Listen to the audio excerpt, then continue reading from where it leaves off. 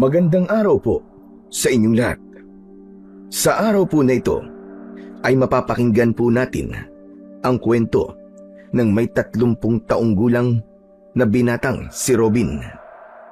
Isang magsasaka na naging malupit sa alaga niyang kalabaw. Isang araw, biglang nasaksak ng sungay ng kalabaw ang ama niya na si Mang Lito. Dala ng bugso ng kanyang damdamin ay susubukan niya itong patayin. Pero pipigilan siya ni Lolo Inok, ang matanda na magbibigay sa kanya ng isang kakaibang mutya. Kasabay ng paglaganap ng kasamaan, matutuklasan ng binata ang isang nakapangingilabot na kababalagan na susukat sa kanyang katatagan.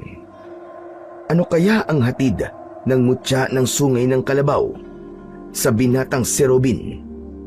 Magagawa kaya niyang matalo ang lumalakas na puwersa ng kadiliman?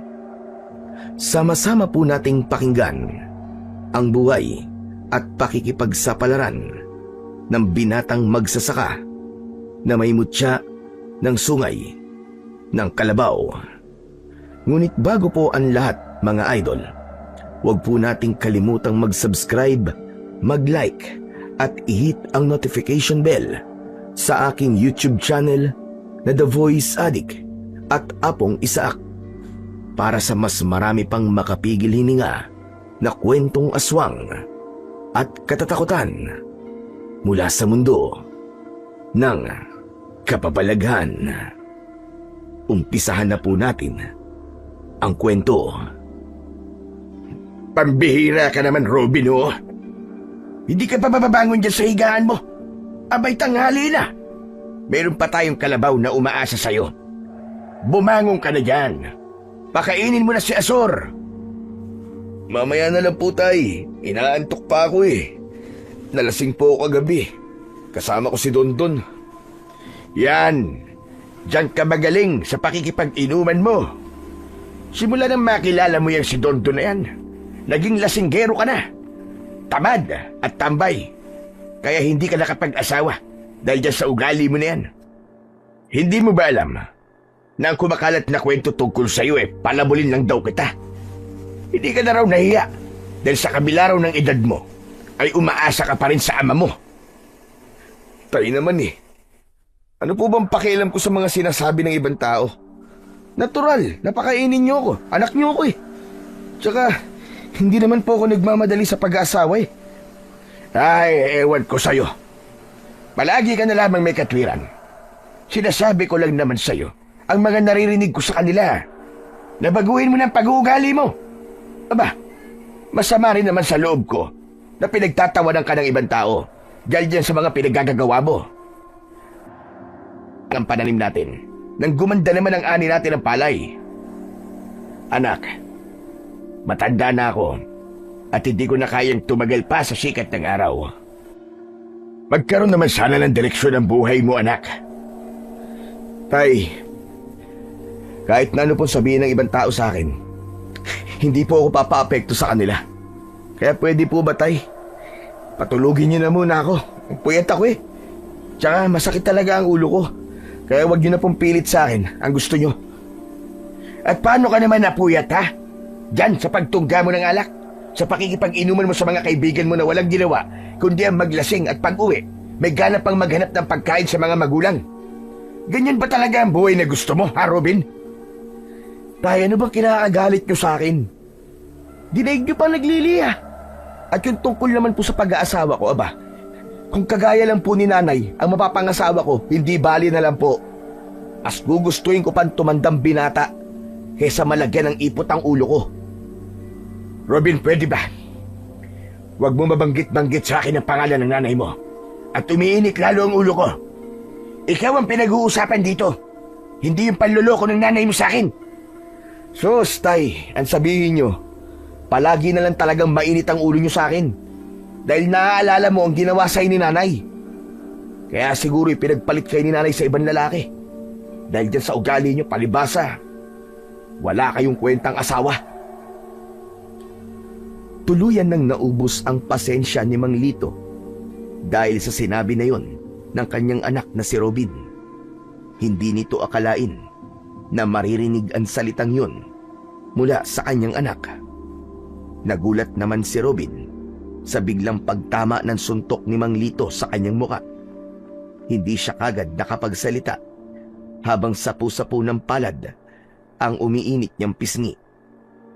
Ang 30 taong gulang na binatang si Robin ay katulong ng kanyang ama sa pag-aasikaso sa bukid.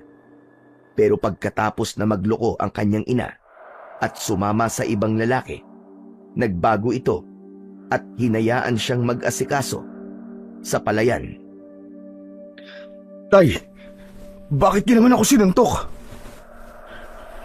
Nang magising ka sa katotohanan, hayop ka. Para maalala mo na ako pa rin ang tatay mo. Kaya umayos ka. Hindi ko na nagugustuhan ng mga salitang lumalabas dyan sa bibig mo. Kung sa tingin mo, isa akong walang kwentang asawa para sa nanay mo.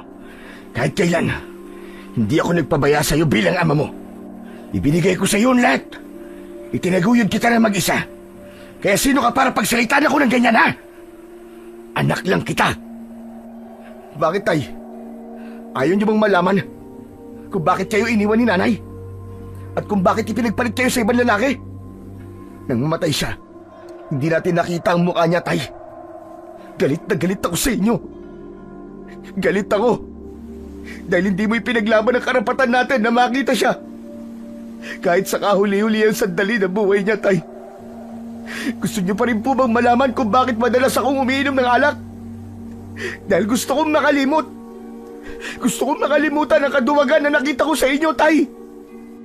Hindi agad nakapagsalita si Mang Lito. Hindi niya matignan ang muka ng anak. Habang si Robin, sumabog na ang galit para sa kanyang ama. Hindi mo naiintindihan kung bakit mas pinili kong manahimik. Wag na wag mo akong pagsasalita ng ganyan, Robin. Dahil wala kang alam sa totoong pinagdadaanan ko. Ang pinag-uusapan natin dito ay trabaho mo, hindi ang kaduwagan ko. Tandaan mo, kapag wala na ako at nag-iisa ka na lang sa buhay mo, may isip mo lahat ng mga sinasabi ko at magsisisi ka na hindi ka naging mabuting anak para sa akin. Kaya habang maaga pa, magbago ka na, Robin. Ano po bang klase ng pagbabago ang gusto niyo mangyari sa akin, tay? Ginagawa ko naman po lahat ng gusto niyo, ah. Hindi pa rin po ba sapat ang paghihirap ko? Ano po ba ang pamantayan niyo sa pagiging mabuting anak? Ang gusto ko, magsipag ka. Magsikap ka. Ipakita mo sa lahat na hindi ka tamad, na may kwenta kang tao. Wala po akong balak na patunayan sa kanila kung sino ko. Dahil hindi nanggagaling sa kanila ang pagkain na kinakain ko. Isa pa, para nang sasabog ang dibdib ko sa galit. Sa tuwing nakikita ko si Mang Peter, palagi ko siya nakikita sa bukid. At baka hindi ako makapagpigil. Mapatay ko pa siya, tay. Sige na. Ako na lang ang bahalang mag-asikaso kay Asur. Huwag ka munang pumunta sa palayan. Ibaba mo na ang ita ko. Maghintay ka na lamang dito. Hindi ko hahayaan na makapatay ka ng tao ng dahil sa akin. Kalimutan mo na ang nakaraan. Wala nang nanay mo para makipagtalo pa tayo kay Peter. Tapos na ang lahat, Robin. Mabilis na tumalikod si Mang Lito kay Robin. Naiwan ang binata habang natitigilan. Habang nakatanaw siya sa labas ng bintana, ay kita niya rin ang paglalakad papalayo ng ama niyang si Mang Lito. Pagkalipas ng ilang minuto, ay dumating naman ang kaibigan niyang si Dondon. Kasama niya palagi ang kaibigan sa pakikipag-inuman. Robin, nandiyan ba si Mang Lito? Wala siya rito, Dondon. Umalis siya kanina. Teka, ano ba kailangan mo sa kanya? Narinig ko kasi kanina si Mang Peter eh. Parang pinag-uusapan nila ang tatay mo. Kaya nag-alala ako. Ha? Bakit daw? Ano ba pinag-uusapan nila? Nasira ang palayan ni Mang Peter at ang tatay mo ang pinagbibintangan niya na gumawa nun, tol. Sinabsab ng kalabaw mo si Asur ang pananim niya at nagbanta siya. Napapatayin niya ang kalabaw mo at si Mang Lito. Hindi mo dapat hinayaan na mag-isa ang tatay mo, tol. Kaya tara na, Sundan natin siya. Subukan lang niya saktan ng tatay ko. At mapapatay ko talaga siya. Tama ng satsat, Robin. Kailangan na nating umalis. Ang mahalaga, maunahan natin sila kay Manlito. Nakita ko si Mang Peter Nagtungo sila sa palayan. Balak nilang saktan ng tatay mo. Kahit bilisan mo na, wala nang oras. Halos kalad ka rin ni Dondon si Robin palabas ng kanilang bahay. Pero hindi pa man sila natatagalan. Dumating ang mga kalalakihan. Nanlaki ang mga mata ni Robin nang makita ang kanyang ama na may dugo sa tiyan. Nilapitan niya si Manglito habang pangiwi-ngiwi ang muka nang dahil sa sakit. Tay, ano po nangyari sa inyo? Sino po may gawa nito? Si Mang Erwin ang sumagot sa tanong ni Robin dahil nahihirapan magsalita si Manglito. Sinabi nitong nasaksak daw ng sungay ng kalabaw ang kanyang ama. Tay, paano pong nangyari yun? Ano pong nangyari? Nagulat din ako sa kalabaw mo, anak. Hindi niya ako nakilala. Kaya sinuwag niya ako. Tay, patawarin niyo po ako, kasalanan ko po. Kung bakit nangyari po sa inyo. Pwede po bang padingin ang sugat niyo, Tay? Iniangat ni Robin ang damit ni Manglito at tumambad sa kanyang paningin ang malalim na sugat nito sa tiyan. Walang tigil sa pag-agos ang dugo nito na para bang gripo. Nanginginig ang kanyang mga kamay na muli siyang napasulyap sa muka ng kanyang ama. Humanda sa akin ang kalabaw na yun. Papatayin ko ang hayop na yun. Anak, teka, aksidente nangyari. Hindi mo kailangan saktan ng kalabaw. Walang isip yun. Hindi po aksidente nangyari sa inyo, Tay. Sinadya ng kalabaw na yun, nasaktan kayo. Tol, ano ka ba? Tama sinabi ni Manglito. Walang kasalanan ng kalabaw. Hindi niya alam ang kanyang ginagawa Ang mabuti pa siguro, ibaba na muna niyo si Manlito para malapatan na kaagad ng Pangunang Lunas sa sugat niya. Dapat mahinto ang pagdurugo niyan. Tay, kailangan niyo po munang magamot kaagad. Hindi na. Huwag mo na akong alalahanin, anak. Kasama ko si Paring Erwin. Siya lang gagamot sa sugat ko. Hindi naman malalim Kaya ko to. Kahit sinasabi ni Manglito na ayos lang ito, ay hindi pa rin mapalagay si Robin. Mas nangibabaw ngayon ang galit niya para sa alaga niyang kalabaw. Maya-maya pa ay inilalayan ng mga kalalakihan ang kanyang ama na maipasok sa loob ng kanyang silid para doon gamutin. Saktong pagbaba ng katawan nito sa kanilang higaan ay mabilis na kumilos ang mga lalaking nagbuhat dito. Si Dondo naman ay agad na kumuha ng dahon ng bayabas sa labas ng kanilang bakuran at tumulong na rin sa panggagamot kay Manglito. Tol, maraming salamat sa tulong mo Pero kailangan ko munang umalis. Dito ka lang Tol, teka lang. Kilala kita Alam kong pupuntahan mo ang kalabaw na nanakit sa tatay mo. Huwag ka nang umalis. Mas kailangan ka ni Manglito rito. Hindi na ako makapaghihintay na hindi kami magkaharap ng kalabaw na yun, Tol. Lahat ng nanakit sa tatay ko, papatayin ko. Tol, luminahon ka muna. Hindi ganyan ang pagkakakilala ko sa'yo. Kung mahal mo ang tatay mo, sana ipakita mo yun sa pamamagitan ng pagtulong mo sa kanya sa bukid.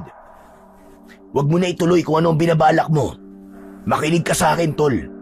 Dahil hindi sa lahat ng oras dapat mong pairalin ang init ng ulo. Wala nang nagawa si Robin, kundi ang pakinggan ang sinabi ng kaibigan. Ibinaling niya ang kanyang atensyon sa kanyang ama na nakahiga sa katre at sinisimulan ng gamutin. Pagkalipas ng ilang sandali, ay natapos din sa panggagamot ang matandang si Mang Erwin. Saka lang nakahinga ng maluwag si Robin nang makitang huminto na ang pagdurugo sa sugat ni Manglito. Tol, kailangan ko na rin umalis Baka hinahanap na kasi ako sa amin Yung mga sinabi ko sa iyo kanina, Tol. Sana, wag mo nang ituloy. Hindi sumagot si Robin dahil gagawin niya talaga ang binabalak kanina. Pagkatapos magpaalam sa kanya ng kaibigan ay muling binalingan ni Robin ang kanyang ama. Sa pagkakataon na yon ay mahimbing na itong natutulog sa higaan. Nang matiyak niya na maayos at ligtas na ang kalagayan ni Mang Lito, iniwan niya ito saglit. Nilapitan niya ang kinaroroonan ng palakol. Binitbit niya yon at umalis sa kanilang bahay. Hindi siya nagpaalam sa mga lalaking tumulong sa kanyang ama. Tinahak niya ang daan papunta sa bukid.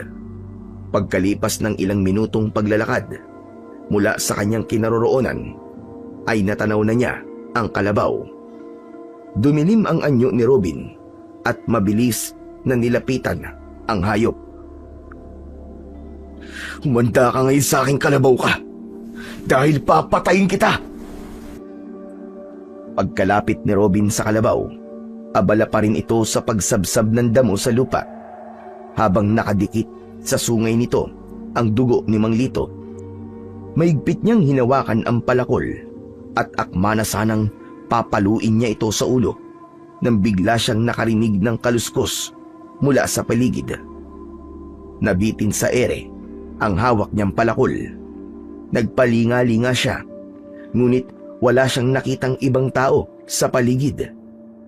Tangka na sanang itutuloy ni Robin ang pagpalo sa ulo ng kalabaw nang biglang may nagsalita sa kanyang likuran. "Itigil mo yan! Kung hindi pa na-aksidente ang iyong ama, hindi mo pa maiisip ang pagkakamali mo. Ngayon naman, papatayin mo ang kalabaw na yan dahil iniisip mo na kasalanan yan nangyari sa tatay mo. Wala kang karapatan na saktan ang kalabaw na yan, kaya't ibaba mo ang palakol!" Humarap si Robin sa pinanggalingan ng boses. Ibinaba niya ang hawak na palakol at pinagmasdan ang kaharap.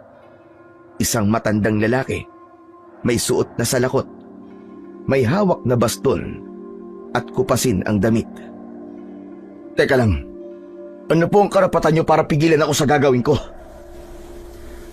"May karapatan ako dahil ako mismo nagbigay ng kalabaw na yan sa ama mo." "Pero muntik niyang patayin si tatay. Ang dapat sa kanya ay mamatay." "Nagkakamali ka. Walang kasalanan si Asur. Ang totoong may kasalanan sa nangyari sa tatay mo, walang iba kundi ikaw. Kung ginawa mo lang ng maaga ang trabaho mo, hindi mapapahamak si Lito. Kaya wag mong ibintang sa kalabaw na yan ang pagkakamali mo." Sa tono ng pananalita niyo, parang kilalang-kilala niyo ako ah. "Oo, kilalang-kilala kita, Robin. Ikaw ang lalaking walang ibang inisip kundi ang magpasarap sa buhay mo. Kapag may iniutos sa iyo ang iyong ama, palagi kang natutulog. Kumikilos ka na parang pagong. Marami kang katuwiran para lang masunod ang gusto mo." Nagkakamali kayo sa mga sinasabi niyo. Wala kayong alam. Sino ba kayo? "Tinatanong mo kung sino ako? Ako si Lolo Inok, ang nagmamalasakit sa mga kalabaw. Ibinibigay ko yan ang libre sa mga magsasaka at may karapatan akong bawiin ang hayop kapag alam kong hindi sila maayos na naaalagaan. Ngayon naman, ay tatanungan din kita. Sa inyong dalawa ng kalabaw, sino ang higit na may pakinabang? Kapag nasagot mo yan, pababayaan kitang patayin ang kalabaw." Parang sinampal ng 10 beses si Robin dahil sa tanong na yun ni Lolo Inok. Napayuko siya dahil alam niya na tama ang sinabi nito. Inalis ng matanda ang salakot nito sa ulo at lumingon sa kinatatayuan ng kalabaw. Pagkatapos ay tumingin sa kanya at nagsalita. "Ang kalabaw na yan ay walang kasalanan. Hindi lamang niya nakikilala ang iyong ama, kaya hindi mo siya kailangang patayin. Balang araw, malalaman mo rin na malaki ang tulong ng kalabaw sa iyo. Kaya wag mong pagbabalingan ng galit ang kalabaw na yan na ipinagkaloob ko sa inyong mag-ama. Sana hindi na tumaulit pa." Tama po kayo. Hindi na po ito mauulit, Tatang. Pasensya na po. Hindi ko ho sinasadya. Nagpapasalamat po ako sa inyo dahil sa pagbibigay ng pagkakataon na magkaroon kami ng sariling kalabaw. May sarili po akong dahilan, Tatang, kung bakit po ako nagkakaganito. Pero kahit kailan, hindi po ako naging pabayang anak para kay Tatay. Inaasahan ko, nagagampanan mo ng maayos ang pag-aalaga sa kanya.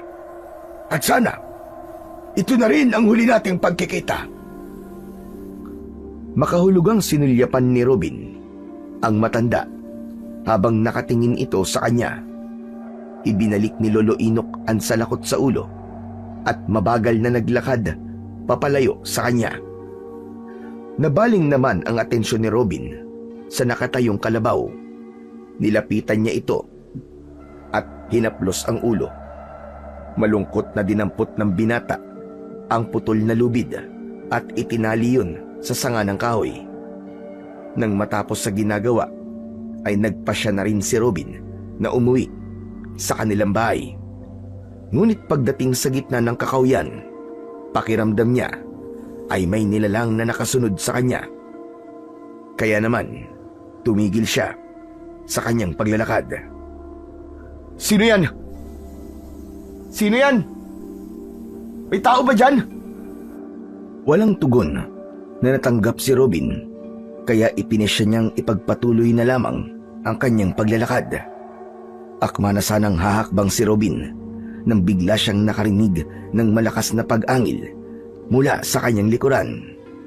Dahan-dahan siyang humarap at gano'n na lamang ang panlalaki ng kanyang mga mata nang tumambad sa kanyang paningin ang isang nilalang na may hawak na pugot ng ulo ng isang baboy ramo. Nakakapangilabot ang mabalahibo nitong anyo na ang dalawang pangil ay nakalabas pa sa bibig nito. May bahid pa yun ng dugo mula sa kinain nito habang nanlilisik ang mga mata. Para siyang nakaharap sa isang halimaw, nakahawig ng isang daga. Ang ulo nito hanggang sa dibdib ay sa daga at ang kalahating katawan nito ay sa tao. Pero mahahaba at matutulis ang mga kuko nito sa kamay at paa. Sino ka? Lumayo ka! Halimaw! May halimaw! Dala ng labis na takot ni Robin, tumakbo siya papalayo. Malalaki ang hakbang na tinahak niya ang masukal na kakawyan. Wala na siyang pakialam kung saan pa siya mapunta. Ang mahalaga ay makatakas siya sa nilalang na humahabol sa kanya. Halos mabingi ang binata sa lakas ng kabog ng dibdib niya. Konti lamang ang pumapasok na sikat ng araw sa kakahuyan na yon. Kaya pakiramdam ni Robin ay para siyang tumatakbo sa malawak na kadiliman. Tulong! Tulungan niyo ako! May halimaw! Kahit malakas ang sigaw ni Robin, ay parang walang nakakarinig sa kanya. Sa paglingon niya sa hulihan ng kanyang daan, ay mas lalo siyang nanghilakbot nang makitang malapit na siyang abutan ng aswang na humahabol sa kanya. Diyos ko, hindi maaari ito! Tulungan niyo ako, Panginoon! Iligtas niyo po ako! Mas lalong binilisan ni Robin ang pagtakbo kahit nauubusan na siya ng lakas. Paulit-ulit siyang sumisigaw, humihingi ng tulong, ngunit patuloy lamang siyang hinahabol ng halimaw. Huwag mo na akong bahirapan. Bumalik ka rito. Kapag naubos ang pasensya ko sa'yo, dudurugin ko ang mga buto mo. Umaalingaw-ngaw ang malakas na pagsigaw ng halimaw. Habang hinahabol nito si Robin, umaasa siya na makikita niya ang matandang si Lolo Inok para siya ay iligtas. Sinuong ni Robin ang masukal na kagubatan, ngunit bigla siyang natigilan nang tumama sa kanyang batok ang pugot na ulo ng baboy ramo. Alam ni Robin na ng mga sandaling yun ay nasa tabi na niya ang aswang. Hindi! Diyos ko! Tulungan niyo po ako! Tinubukan ni Robin na bumaling sa ibang direksyon para tumakbo. Pero tumigil siya sa paghakbang. Saan ka pupunta? Hindi ko hahayaan na mabuhay ka pa! Layuan mo ako! Halimaw ka! Layuan mo ako! Nakita mo na ang mukha ko. Hindi maaaring may makalam ng tungkol sa akin. Lumayo ka sa akin, halimaw ka! Lumayo ka! Kampun ka ng kadaliman! Sabihin mo na ang sabihin mo. Pero wala ka na magagawa. Dahil malapit na kitang patayin. Uunti-untiin ko ang laman mo at dudurugin ko ang mga buto mo hanggang sa mamatay ka. Diyan ka lang! Diyan ka lang! Huwag ka lalapit sa akin! Ngunit bingi ang halimaw sa mga sinabi ni Robin. Ngumisi ito na nagpalitaw pa sa malalagari nitong mga ngipin. Tumutulo ang malapot nitong laway mula sa bibig na may bahid pa ng dugo. Humakbang ang aswang papalapit sa kanyang kinaroroonan, habang ang dibdib ni Robin ay para ng sasabog dahil sa galit at takot. Bigla niyang naalala na hawak niya ang palakol, kaya iwinasiwas niya yun sa ere. Pero mas lalo lamang naging agresibo ang aswang sa pagsunggab sa kanya. Ganyan nga. Lumaban ka lang para mas masarap ang lasa ng dugo mo.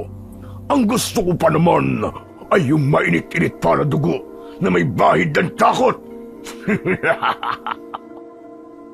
Sige, subukan mo lumapit. Hindi ka sasantuin ng palakol ko. Tatagpasin ko talaga ang ulo mo. Tinikap ni Robin na mapigilan ang paglapit ng aswang sa kanyang kinatatayuan. Pero hindi ito nagpapakita ng takot. Idinipa nito ang braso habang umaangil na parang nauulol na aso. Hindi ko hahayaan na magtagumpay ka sa mga binabalak mo sa akin. Lalabanan kita! Halimaw ka! Sumugod si Robin sa aswang. Ipinalo niya rito ang palakol, ngunit nahawakan nito ang kanyang kamay. Inagaw nito ang palakol at ibinato sa lupa. Naramdaman niya ang pagbaon ng kuko nito sa kanyang balat. Masyado kang mahina para lumaban sa akin. Ako naman ngayon ang aatake sa'yo. Isang malakas na pagsuntok ang isinalubong ni Robin sa papasugod sa kanyang aswang. Tumama yun sa mukha ng aswang. Nabitiwan nito ang kanyang braso. Nang makakita ng pagkakataon, ay muli siyang tumakbo papalayo rito. Ngunit nahawakan nito ang kanyang damit. Bitiwan mo ang damit ko! Makawalan mo ako! Masyado mo akong pinahihirapan. Hindi ka na makakatakas. Huwag mo na subukan lumaban! Isang malakas na pagsuntok ang tumama sa sikmura ni Robin. Namilipit siya sa sakit. Halos kapusin siya ng paghinga, habang ang mabahong singaw ng katawan ng kaharap ay nalalanghap niya na parang amoy ng nabubulok na laman ng hayop. Kasunod ng pagkagat nito sa kanyang balikat. Gumuhit ang sakit mula sa unti-unting pagbaon ng pangil nito sa kanyang laman. Wala na siyang nagawa ng mga sandaling yun, kundi ang sumigaw ng malakas. Tulong! Tulungan niyo ako! Halos mabaliw na sa takot si Robin nang marinig ang paghigop ng nilalang sa sarili niyang dugo. Pilit na tinutulak ng binata ang muka ng halimaw. Pero dahil malakas ang nilalang, wala siyang nagawa kundi ang tiisin ang labis na sakit. Nakakagat pa rin ito sa kanyang balikat na parabang sabik na sabik sa lasa ng dugo ng tao. Hayop ka! Sa oras na mga takas ako papatayin talaga kita! Ako mismo ang papatay sa'yo! Pinapangako ko yan! Tinanggal ng aswang ang bibig nito sa kanyang balikat, kaya naramdaman ni Robin ang pamamanhid ng kanyang sugat. Akma na sanang kakagatin nito ang kanyang leeg nang bigla niyang nakita ang papalapit na kalabaw sa kanilang kinaroroonan. Ubod lakas na itinulak ni Robin ang halimaw, kasunod ng kanyang suntok na tumama sa mukha nito. Napaatras ito ng konti, eksakto sa pagsugod ng kalabaw para atakihin ito. Nagpambuno ang dalawang nilalang habang maririnig sa paligid ang ingay mula sa nagkikiskisa na kuko ng aswang at sungay ng kalabaw. Patuloy sa pagsuwag si Azur sa kalaban nito, samantalang si Robin naman ay napaluhod sa lupa. Sapu-sapu ng kamay ang balikat para pigilan ang pagbulwak ng dugo mula sa kanyang sugat. Bigla siyang nakaramdam ng panghihina ng katawan. Pagkatapos ay muling napatingin sa kalabaw. Nakita niya na sakal na ng halimaw ang leeg ni Azur. Pagmasdan mo kung paano kung papatayin ang kalabaw mo! Pagmasdan mo! Mula sa harapan ni Robin, pinilipit ng halimaw ang leeg ng kalabaw. Bumagsak ito sa lupa, kasunod ng pagwakwak ng halimaw sa tiyan nito. Nanlaki ang mga mata ni Robin. Nabigla siya sa kanyang mga nasaksihan. Papatayin kita! Pinatay mo ang kalabaw ko! Masarap pala ang dugo ng kalabaw, pero mas masarap ang dugo mo! Parang binayo ng 10 maso ang dibdib ni Robin nang makitang patay na ang alaga niyang kalabaw na si Azur. Kahit masakit ang sugat niya sa balikat, sinugod niya ang halimaw na mukhang daga. Sinuntok niya ito ng paulit-ulit. Tumama ang mga yon sa mukha nito at sinipa sa tiyan. Ngunit hindi man lang natinag ang aswang. Umalingaw-ngaw ang angin nito sa buong kakahuyan. Isang malakas na pagsakal sa kanyang leeg ang ginawa nito. Umangat ang kanyang paa sa lupa. Isang pagkakamali na nakita mo ko sa ganitong itsura. Hindi ang tulad mo at sisira sa lahat ng mga plano ko. Hindi ka magtatagumpay. Kapag nakatakas ako sa'yo, papatayin kita. Tandaan mo yan! Papatayin kita! Ngumisi ang halimaw na nagpalitaw sa malalagari nitong mga ngipin. Nakita niyang tumulo ang malapot nitong laway na may bahid pa ng dugo. Ibinuka nito ang bibig, ngunit biglang may tumama na baston sa batok ng nilalang. Nabitiwan nito si Robin at hinarap ang matandang si Lolo Inok.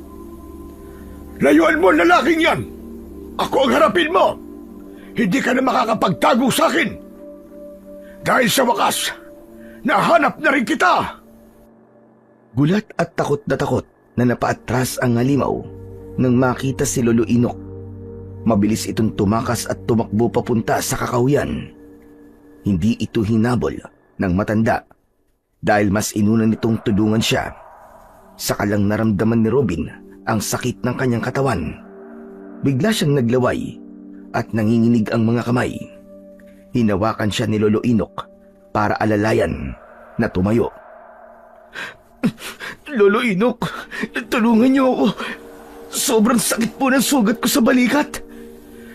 Bakit hindi ka kasi nag-iingat? Muntik ka nang mapahamak kanina. Mabuti na lang at sinundan ko si Azur. Baka sa boses ni Lolo Inok ang pag-aalala, pero mas nangibabaw naman ang galit nito. Napansin ni Robin na nakatingin ang matanda sa nakahandusay na kalabaw sa lupa. Nakaluwa ang bituka nito at naliligo sa sariling dugo. Wala na tayong magagawa sa kalabaw na yan, Robin. Ibinuwis niya ang buhay niya para sa'yo. Ang mahalaga ngayon ay madala kita sa bahay ko. Nasa panganib ka dahil sa hawa ng aswang. Ayaw pa sanang umalis ni Robin dahil sa alaga niyang kalabaw. Pero kakaiba ang nararamdaman niya sa sugat niya sa balikat. Pakiramdam niya ay nandidilim ang kanyang paningin. Biglang nanigas ang kanyang binti. Diyos ko, kumakalat ng lason sa katawan mo. Pilitin mong makapaglakad ng maayos, Robin. Konting tiis na lang. Malapit na tayo sa bahay.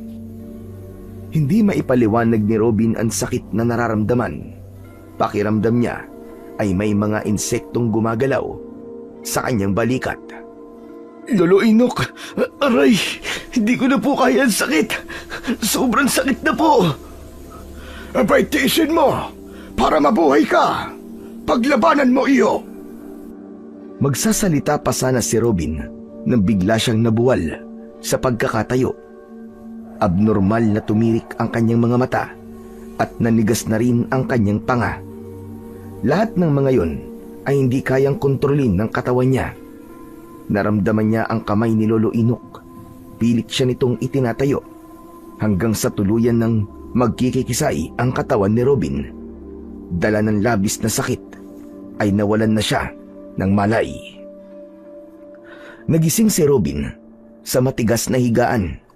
Sumalubong sa kanyang pang-amoy ang singaw ng insenso at kamangyan. Nagmulat siya ng kanyang mga mata. Nakita niya ang matanda na naglalagay ng dinikdik na luya sa kanyang balikat. Huwag ka na munang kumilos. Baka matanggal ang gamot. Mabuti na lang at naagapan ko ang pagkalat ng hawa at laso ng aswang. Lolo Inok, pasensya na po. At namatay si Asur nang dahil sa akin. Ano po bang klaseng halimaw ang umatake sa akin kanina? Sila ang aswang na kung tawagin ay hagibis. Isang nilalang na pumapatay ng tao at hayop. Meron din silang kakayahang maging normal na tao sa araw. Hindi sila mga pangkaraniwang aswang. Dahil kaya nilang magpalit-palit ng anyo batay sa kanilang kagustuhan. Magagaling silang magtago, kaya mahirap silang mahuli. Sigurado kung wala siyang balak na buhayin ka kanina. Kagaya ng ginawa niya sa kalabaw mo. Wala siyang awa. Lahat ay pinapatay niya. Lalo na kapag nagugutom siya sa lasa ng karne ng tao. Nabanggit niyo po kanina na matagal niyo na pong hinahanap ang aswang na hagibis. Gaano na po siya katagal na namiminsala ng mga tao, Lolo Inok? Sa tingin ko'y matagal na. Itinatago lamang niya ang kanyang ginagawa. Pagkatapos mong makita ang mukha niya, hindi ka na niya tatantanan. Papatayin ka talaga niya. Kaya unahan mo siya, Robin. Matutulungan kita sa bagay na yan. Hindi na po ako natatakot sa kanya. Talagang hahanapin ko po siya, Lolo Inok. Sa ginawa niya sa kalabaw ko, lintik lang ang walang ganti. Ako mismo ang papatay sa kanya. Huminahon ka muna. Hindi lahat ay idinadaan sa init ng ulo. May paraan para mapatay ang halimaw na yon. Paano po, Lolo Inok? Sabihin niyo po sa akin. Hindi sumagot si Lolo Inok sa tanong na yon ni Robin. Mabilis itong tumayo at lumapit sa lamesa. Kinuha nito ang 2 sungay ng kalabaw at iniabot yon kay Robin. Teka, sandali lang po, Lolo Inok. Huwag niyo pong sabihin kay Asur po ang mga sungay na yan. Tama ka, Robin. Kunin mo ito at makinig ka sa mga sasabihin ko sa iyo. Tinanggap ni Robin ang mga sungay ng kalabaw. Nagtataka siyang napasulyap sa muka ni Lolo Inok. Pagkatapos ay umalis ito sa harapan niya at lumapit sa lumang aparador ng matanda. Binuksan ni Lolo Inok ang aparador at meron itong kinuha na isang maliit na bote na halos kasing taas ng kanyang daliri. Maliit lamang yon na may laman na kulay asul na likido sa loob. Kunin mo rin ang bote na to. Ingatan mo at isama sa sungay ng kalabaw. Para saan po ang bote na yan, Lolo Inok? Ito ang pinaghalong katas ng dugo ni Asur at ang dugo mo kanina mula sa kagat ng aswang. Ito rin ang dahilan kung bakit takot sa akin ng aswang kanina. Dahil kilala niya ako bilang isang antingerong pumapatay sa mga lahi niya. Magagamit mo to laban sa kanila. Kailangan mo lang ng kakaibang lakas at tapang ng loob. Bakit niyo po sinasabi sa akin ang bagay na yan? Dahil ikaw ang pinili ni Asur para pagkalooban ng mahiwagang sungay ng kalabaw, napapatay sa mga aswang na hagibis. Dahil sa ikaw ang pinili niya, sa iyo ko rin ipinagkakaloob ang boteng ito. Ang mga yan ang kukumpleto para makabuo ka ng mutya ng sungay ng kalabaw. Pero kailangan mong magsagawa ng ritual sa lugar kung saan namatay si Asur. Yun ay pagbibigay ng basbas sa mutyang mabubuo sa loob ng bote na to. Paano po naging kakaibang kalabaw si Asur, Lolo Inok? Teka, Naguguluhan po ako sa mga sinasabi niyo eh. hindi mo kailangan maguluhan. Dahil tinutulungan na kita para labanan ang lumalakas na puwersa ng mga aswang na hagibis. Tinanggap ni Robin ang maliit na bote. Sinipat niya yon sa konting liwanag ng gasera. Nakita niya na gumagalaw ang likido sa loob ng bote. Naghalo ang kulay ng dugo sa kulay asul na likido sa loob ng bote. Si Lolo Inok naman ay nanatiling nakatayo sa kanyang harapan at nakatitig sa hawak niya na bote. Gamitin mo ang 2 sungay ng kalabaw bilang sandata mo. Pero ang mabubuong mutya sa loob ng likido na hawak mo, yan ang tunay na magbibigay sa iyo ng bisa ng kapangyarihang tatalo sa mga aswang na hagibis. Ang buong akala ko po, Lolo Inok, mabubuting tao lang pong binibigyan ng ganitong klaseng kapangyarihan. Dahil lahat ng masama ay may karapatang magbago. Ingatan mo yan. At kapag natapos ka sa pagsasagawa ng ritual, kusang maghihilom ang sugat mo sa katawan. Huwag mong sayangin ang buhay ni Asur kapalit ng mutya na yan. Iligtas mo ang mga tao. Pero Lolo Inok, bakit po ako? Bakit ako po ang napili? Marami naman po dyan na masigit na karapat-dapat sa mutya kumpara po sa akin. Tulad ng sinabi ko, si Asur ang pumipili sa bagong tagapangalaga. Siya lang din ang magpapasya kung kanino niya ibibigay ang kanyang sungay. Kung sino ang iniligtas niya at pinagbuwisan niya ng buhay, yun din ang taong napili niya para sa mutya. Siguro nakita niya na may kakayahan kang maging isang bagong tagapangalaga. Kaya naman, ipinagkatiwala niya sa iyo ang kapangyarihan ng sungay. Huwag mong bibiguin ang tiwalang ibinigay sa iyo ni Asur. Ngayong gabi, simulan mo na ang pagsasagawa ng ritual. Hindi na yan pwedeng ipagsabukas pa dahil sa oras na umulan at mabura ang dugo ni Asur sa lupa. Mawawalan na ng bisa ang kapangyarihang taglay ng mutya at ng mga sandata. Sige, ituro niyo po sa akin kung paano po magsagawa ng ritual at sisimulan ko ng pagbuo sa bisa ng mutya. Isaulo mo ang orasyong nakadikit sa bote. Gagawin mo yon nang nakapikit at humiling ka ng salita na bukal sa loob mo. Sa gitna ng bakas ng dugo ni Asur, doon ka uupo. Pero bago yon, meron pa akong hindi nasasabi sa iyo. Umayo si Lolo Inok at hinawakan siya sa kanyang balikat. Nilapitan nito ang lumang aparador na binuksan kanina at nilakihan ang pagkakabukas nun. Tumumbad sa kanyang paningin ang maraming bote na merong iba't ibang kulay. Humarap sa kanya si Lolo Inok at sumenyas ito na lumapit siya sa kinaroroonan ng aparador. Pasensya ka na. Hindi kita masasamahan. Kailangan mong harapin ng mag-isang tungkulin na nakaatang sa'yo. Hanggat maaari ay walang dapat na makaalam tungkol sa kapangyarihan mo. Pagmasdan mo ang bote na to. Lolo, para saan po yan? Bakit marami po kayong bote at garapon na naglalaman ng iba't ibang klaseng likido? Hindi yan likido, Robin. Isa itong kulungan ng mga nilalang na napapatay ko. Lahat ng mga nilalang na napatay ng mutya ng sungay ng kalabaw ay dito ko ikinukulong. Ano po? Teka, sandali lang po, Lolo. Paano naman po nangyari yun? Paano po nagkasya ang mga nilalang sa maliit na bote na yan? Sagrado ang bote na yan, Robin. Dati akong antingerong ermitanyo na naghahanap ng masasamang nilalang na maikukulong ko sa mga boteng yan. Lahat ng pinapatay ko, nagkakaroon ng hiwalay na usok batay sa kanilang kakayahan.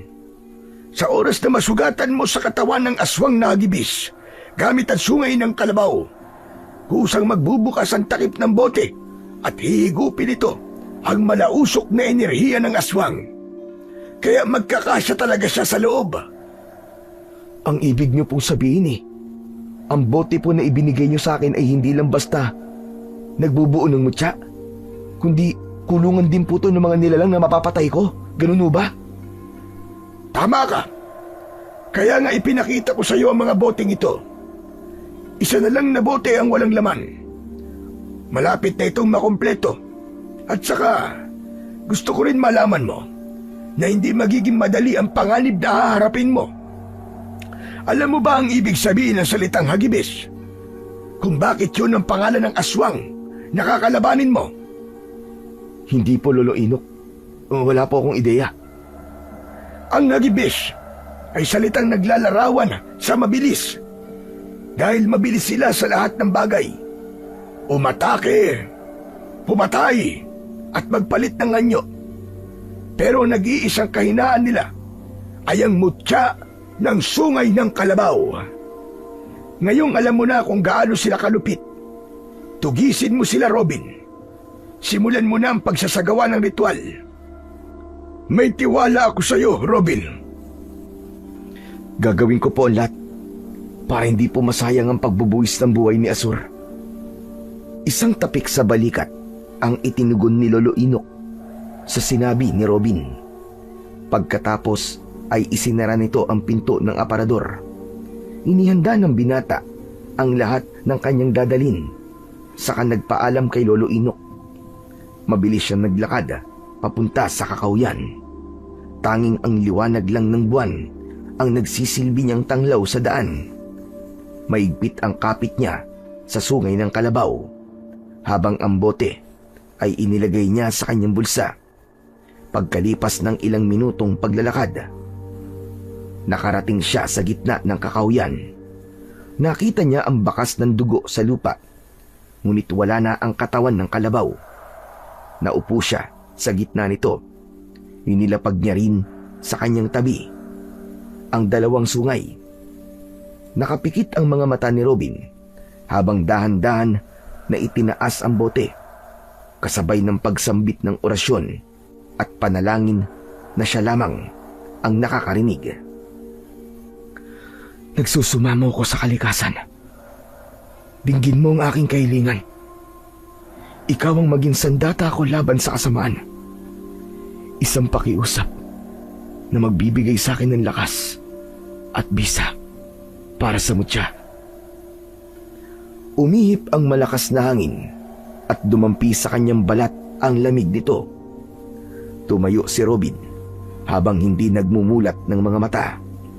Isang malakas na pagsigaw mula sa lalamunan ni Robin ang kumawala. Pagmulat niya ng kanyang mga mata, ay nagulat siya nang makitang lumutang ang sungay ng kalabaw sa kanyang harapan, habang ang boteng hawak niya, umiinit at kumukulo ang likido sa loob nun. Dala ng labis na gulat, napaatras siya ng hakbang.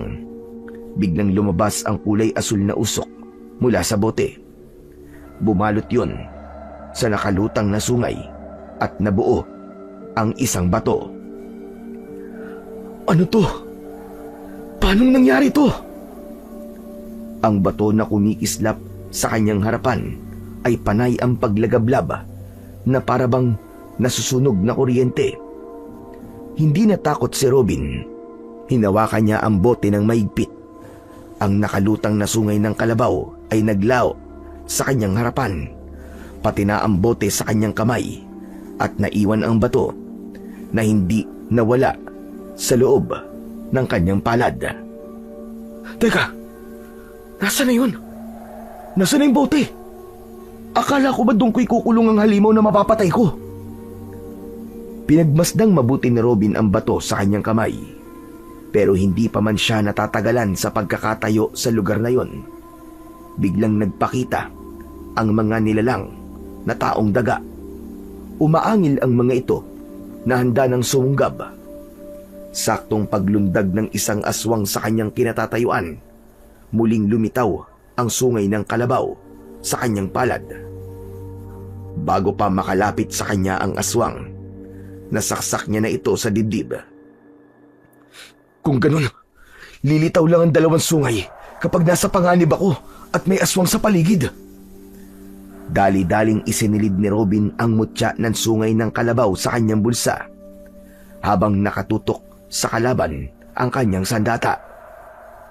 Magmula sa gabing ito, ako nang makakalaban nyo. Mga anak kayo ng dilim. Humanda kayo sa akin! Agad na sinugod ni Robin ang mga kalaban. Ang unang humarap sa kanya ay agad niyang inatake ng saksak sa tiyan at dibdib. Bumagsak ang mga ito habang nagkikikisay ang katawan. Humakbang siya papalapit sa mga natitigilan na nilalang habang ang mga mata ni Robin ay nagliliyab sa galit. Sige, lapit lang! Hindi ko kayo aatasan! Mga tinamaan kayo ng lintik! Habang papasugod si Robin, hindi niya agad naiwasan ang biglang paghaba ng dila ng mga aswang. Pumulupot yun sa kanyang kamay na may hawak sa sungay ng kalabaw. Pero dahil sa nagliliyab niyang sandata at kamao, napaso at nasunog ang dila ng mga halimaw. Agad na nilukso ni Robin ang dalawang hagibis sa kanyang harapan. Bawat hampas at saksak niya sa katawan ng mga ito gamit ang sungay ay umaangil ang mga ito na parang asong nasasaktan. Heto pa! Tikman nyo ngayon ang ganti ko sa lahat ng pamiminsala nyo sa mga taong nakatira dito! Walang pinalampas na pagkakataon si Robin. Lahat ng tamaan ng sungay ng kalabaw ay agad na nagliliyab at nasusunog ang katawan. Ang natitira naman na mga aswang ay sabay-sabay na umatake sa kanya. Mabilis na sinalubong ng binata ang mga kalaban. Bawat ikot niya ay isa-isang bumabagsak ang mga ito sa lupa habang sumusuka ng dugo. Sa kanya gigilitan ang leeg gamit ang matutulis na dulo ng sungay. Pagkatapos na mapatay ni Robin ang lahat ng mga aswang, tumayo siya habang pinagmamasdan ang mga nagkalat na abo sa lupa. Humihingal na tinignan ni Robin kung paano naglaho ang sungay ng kalabaw sa palad niya. Ang maiwagang bote na lang ang kailangan kong matutunan kung paano palalabasin. Sa tingin ko, may mga bagay pa akong dapat na matutunan.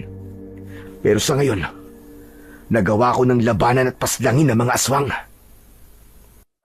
Natuklasan ni Robin na kusang naglalaho ang sungay ng kalabaw kapag wala na ang banta ng mga aswang sa paligid. Maya-maya pa ay nakarinig siya ng yabag ng mga nagroronda mula sa mga kalalakihan. Nakita niyang lumiwanag ang sulo ng mga ito sa kakawyan. Papunta yun sa kanyang kinaroroonan. Nagsalubong ang paningin nilang dalawa ni Dondon. May dala itong sibat at sulo na kawayan. Tol, Diyos ko! Akala ko kung napaano ka ni.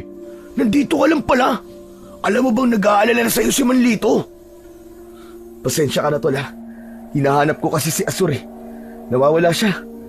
Hindi ko tuloy alam kung paano to ipapaliwanag kay tatay eh. Nagsinungaling si Robin sa kanyang kaibigan dahil yun lang ang naisip niyang paraan para maniwala ito sa kanyang dahilan. Mabuti na lang at naniwala naman ito. Kung ganun, hanggang ngayon hindi mo pa rin pala nahahanap si Asur? Naku, malalagot ka na talaga kay Manglito niyan, Tol. Paano ba nawala si Asur? Baka naman pinatay mo siya. Ano ka ba, hindi ko magagawa yun, Tol, maniwala ka. Pagdating ko talaga sa palayan, wala na siya, Tol. Hindi ko talaga alam kung saan siya hahanapin eh. Eh di ba nga sabi ni Manglito, nang mangyari ang pagsuwag sa kanya ni Asur, ay napatid nito ang tali.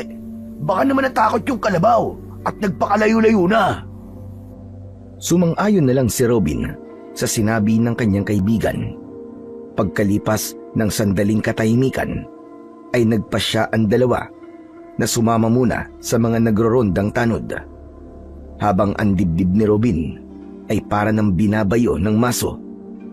Madalas din ang paglingon niya sa paligid dahil sa pag-aalala na baka bigla silang salakayin ng mga aswang na hagibis. Pagkatapos nilang makarating sa dulo, ay bigla na lang naramdaman ni Robin ang pag-iinit ng mutya sa kanyang bulsa, kasunod ng paglabas ng 2 sungay sa kanyang mga kamay. Tol, humanda ka. May mga nilalang sa paligid natin. Huwag kang hihiwalay sa tabi ko. Ano? Teka, Tol. Bakit ganyan naman ang kilos mo? Para kang ewan sa itsura mo, ah. Nagtaka si Robin sa sinabi na yon ni Dondon. Tiningnan rin ng binata ang kanyang kamay na may tangan ng nagliliwanag na sungay ng kalabaw. Kung ganun, hindi mo nakikita ang sandata sa mga kamay ko? Ano ka ba naman, Tol? Ano bang pinagsasasabi mo? Napalunok ng laway si Robin. Hindi siya makapaniwala na siya lang pala ang nakakakita sa sungay ng kalabaw. Isa pa, Tol, tigilan mo na nga ako sa mga paganyan-ganyan mo. Nakakatakot ka na. Kanina ka pang balisa. Tsaka, ano ba yung nasa balikat mo, ha? Biglang naalala ni Robin na nasugatan siya sa balikat. Kinapa niya yon at nagtaka nang maramdaman na wala na ang sakit. Totoo ang sinabi sa kanya ni Lolo Inok. Naghilom nga ang sugat niya pagkatapos magkaroon ng bisa ang mutya ng sungay ng kalabaw. Maya-maya pa ay biglang nagbago ang amoy ng ihip ng hangin. Tol, oo nga no. Mukhang tama ka nga. Sinundan ni Robin ang tinitignan ni Dondon. Lahat ng mga tanod na nasa harapan nila ay umatras, nakikiramdam sa mga nilalang na nakaharang sa kanilang daraanan. Agad na nagpasirko-sirko sa ere si Robin at hinarap ang mga aswang. Mga diablong buwang kayo! Ako ang harapin ninyo! Robin, ano bang pinagagagawa mo? Pambira ka naman, oh! Ngayon ka pa ba talaga magyayabang? Hindi ako nagyayabang, Tol. Dahil kaya ko talaga silang labanan. Muling hinarap ni Robin ang mga kalabang aswang. Maigpit niyang hinawakan ang 2 sungay ng kalabaw at lumikha yun ng malakas na liwanag na tanging siya at ang mga aswang lang ang nakakakita. Napayuko ng muka ang mga hagibis dahil nasilaw sila sa liwanag. Sinamantala ng binata ang pagkakataon. Agad siyang umatake at kinalaban ang lahat ng mga nilalang na nakaharang sa kanilang daraanan. Bawat palo ng sungay sa katawan ng mga nilalang ay umaangil ang mga ito na parabang asong nasasaktan. Bumagsak ang mga ito sa lupa at agad na nasunog ang katawan. Doon sa likod nyo! May mga halimaw! Ngunit huli na para pigilan ni Robin ang mga kalaban na patraidor na umatake sa kanila. Tinulungan niya si Dondon na napapailaliman ng aswang, ngunit biglang tumama ang malakas na suntok sa kanyang tiyan. Bumagsak siya sa lupa. Akma na sanang babangon siya nang makita niya ang nakatayong nilalang sa kanyang harapan. Ito ang halimaw na pumatay kay Azur. Akala mo ba ay hahayaan pa kitang makatakas? Magpasalamat ka at nakita ko ang pakilamerong matanda na yun. Pero ngayon, sisiguraduhin ko na mamamatay ka na. Hindi mo yan magagawa dahil lalabanan kita ng sabayan. Pinatay mo ang kalabaw ko, hayop ka. Kaya't papatayin din kita. Umalingaw-ngaw ang pag-angil ng pinuno ng mga aswang. Hindi natinag si Robin. Umatake siya rito, pero sinalubong siya nito ng malakas na suntok sa sikmura. Dinampot siya nito sa pamamagitan ng pagsakal sa kanyang leg. Ibinalibag siya nito sa lupa ng paulit-ulit hanggang sa tumilapon siya sa damuhan habang namimilipit sa labis na sakit. Ang naglalagablab na sungay ng kalabaw sa kanyang kamay ay tuluyang naglaho. Bumakas ang pag-aalala sa muka ng binata. Hindi ba sinabi sa'yo ni Inok na ang kapangyarihan na naipasa sa'yo ay walang lakas para labanan ako? Anong ibig mo sabihin, hayop ka? Hindi mo ba natatandaan na ako ang pumatay sa kalabaw mo? Ang ibig sabihin nun, mahina ang pisa ng mutya sa akin. Dahil ako ang pumatay sa tagapangalaga ng mutya. Ang saya naman. Akala ko ba may panlaban na siya para sa akin? Sabihin mo sa matandag yun, hindi niya ako mahuhuli. Hindi siya magtatagumpay na maikulong ako sa bote. Kaya siguro gumamit siya ng mauuto na kagaya mo. Dahil hindi niya ako kaya. Malakidlat itong lumapit kay Robin. Dinampot nito ang damit niya at muli siyang inihagis sa kinaroroonan ni Dondon na nawalan na rin ng malay dahil sa kagat ng aswang. Gumapang si Robin. Naramdaman niya ang takot. Nabigo siya sa unang pagkakataon. Akma na sanang kakagatin siya nito nang biglang lumitaw ang isa pang hagibis at sinunggaban nito ang pinuno ng mga aswang.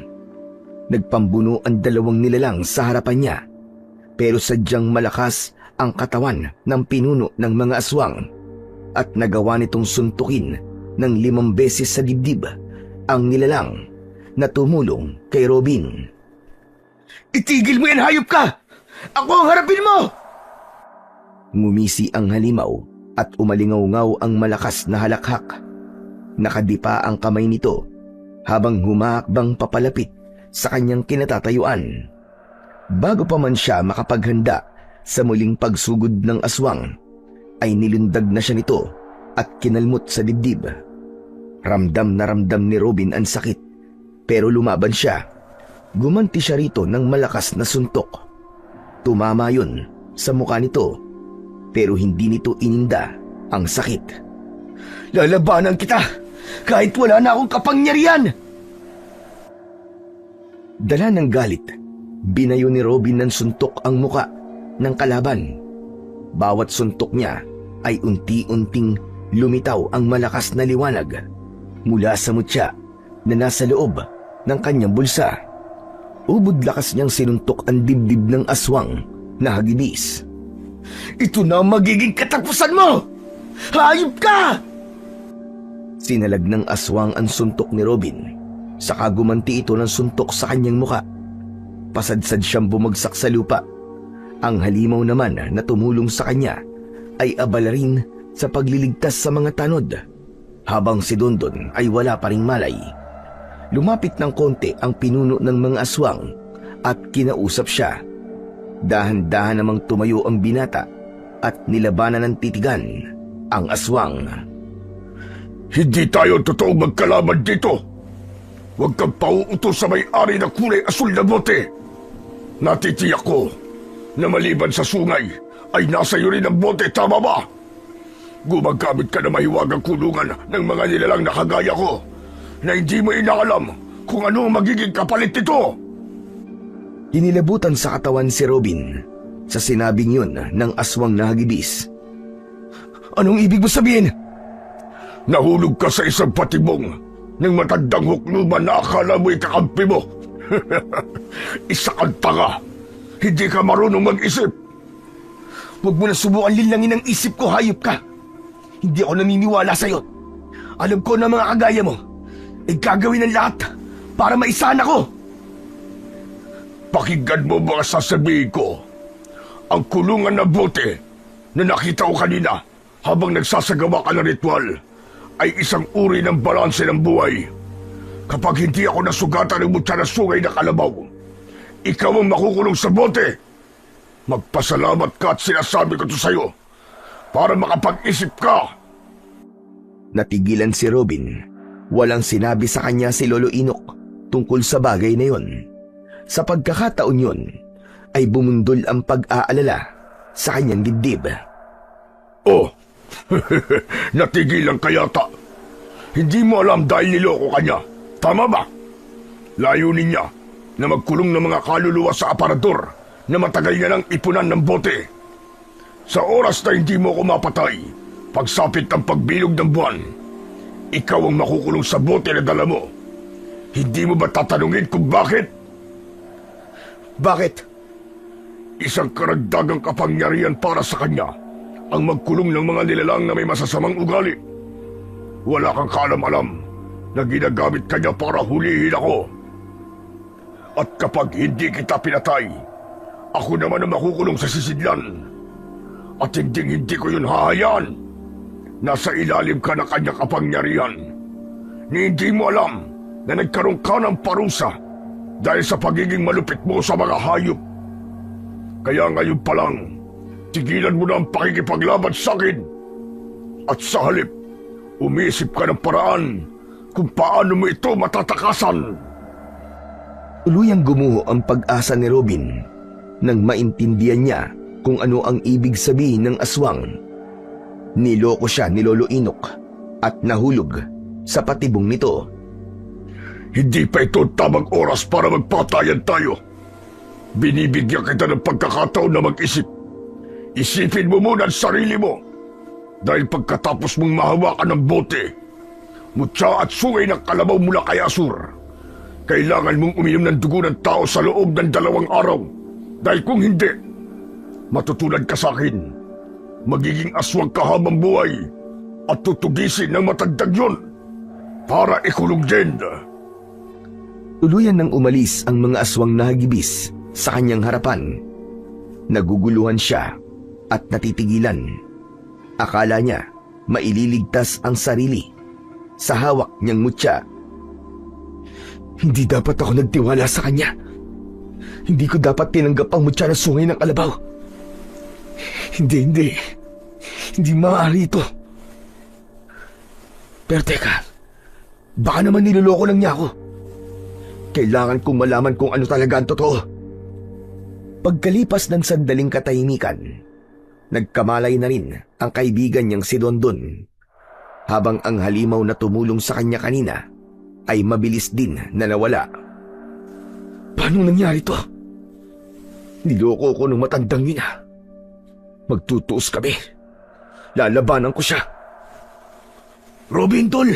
Ano nangyari? Bakit ka nagkakaganyan? Oh, nasa na mga aswang? Umalis na sila, tol. Ang mabuti pa, mauna na kayong umuwi sa bahay. May pupuntahan lang ako. Oh, saan ka ba papupunta? Kailangan muna natin na umalis sa lugar na to, tol. Baka bumalik pa ang mga nilalang na yun. Tara na! Kanina ka pang hinihintay ni Mang Lito. Isa pa, maraming nasugatan sa mga tanod. Mas kailangan nila ang tulong natin para magamot sila kagad. Kaya halika na, tol. Umuwi na tayo. Wala na ngang nagawa si Robin kundi ang sumama sa kaibigan. Inalalayan nilang maglakad ang mga sugatan na tanod. Pagkalipas ng ilang minutong paglalakad, narating nila ang baryo. Inihatid na muna nila sa paggamutan ang mga tanod. Nagpaiwan naman si Dondon dahil nasugatan din ito sa pakikipaglaban sa mga aswang. Pagkatapos ay nagpasya na ang binata para umuwi. Pagdating ni Robin sa kanilang bahay, dumiretso siya sa kwarto ng kanyang ama para tingnan ang kalagayan nito. Nadatnan niyang balot ng kumot ang katawan nito na para bang nilalamig. Tay, nandito na po ako. Pasensya na po kayo kung ginabi po ako ng umuwi. Nag-aalala lang ako sa iyo, anak. Bakit ba ang tagal mong umuwi? Pati si Dondon, hindi na rin nakabalik. Tay, ang totoo niyan, sinalakay po kami ng mga aswang kanina. Marami po nasugatan, pati po si Dondon. Tsaka si Asur po, tay. Wala na rin po siya. Pinatay po siya ng aswang nahagibis. Ibinuwis po niya ang buhay niya para sa akin. Tay, patawarin niyo po ako. Kung hindi ako naging mabuting anak sa inyo.